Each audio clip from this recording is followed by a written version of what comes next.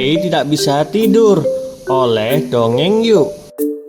Di sebuah rumah kecil yang nyaman, tinggallah seorang bocah lelaki bernama Ray. Ray adalah anak yang aktif dan penuh energi. Siang hari, ia suka bermain di luar rumah, berlari-lari, dan menjelajahi setiap sudut taman. Namun, ketika malam tiba, Ray seringkali kesulitan tidur. Matanya sulit terpejam, dan pikirannya terus berkeliaran tentang petualangan yang ia alami sepanjang hari. Suatu malam, Ray berbaring di tempat tidurnya, memandang langit-langit kamar. Ia sudah mencoba menghitung domba, memejamkan mata, dan bahkan minum susu hangat. Tapi tidur tak kunjung datang. "Aku nggak bisa tidur, Ibu," keluh Ray sambil mendekati ibunya yang sedang membaca buku di ruang keluarga. Ibunya tersenyum lembut.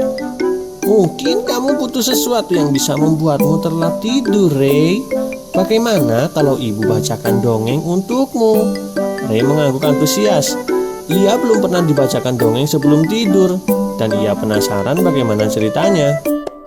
Ibunya mengambil sebuah buku dongeng tua dan duduk di samping tempat tidur Ray.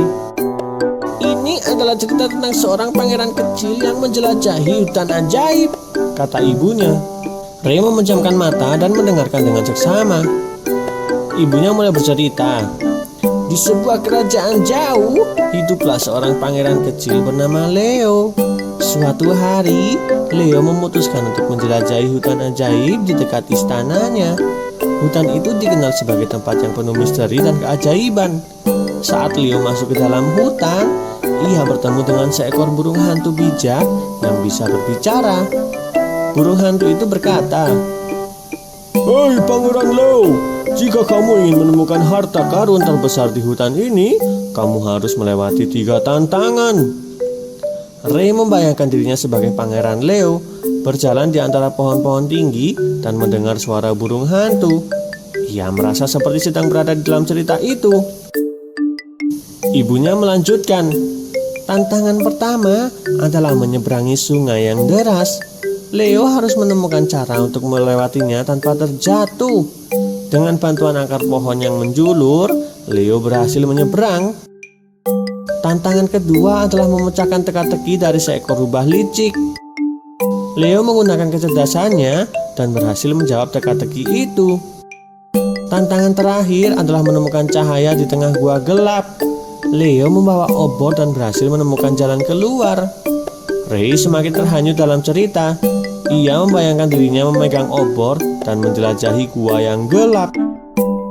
Akhirnya, Leo menemukan harta karun itu, sebuah kotak berisi permata berkilauan. Tapi yang lebih berharga dari permata itu adalah pelajaran yang ia dapatkan.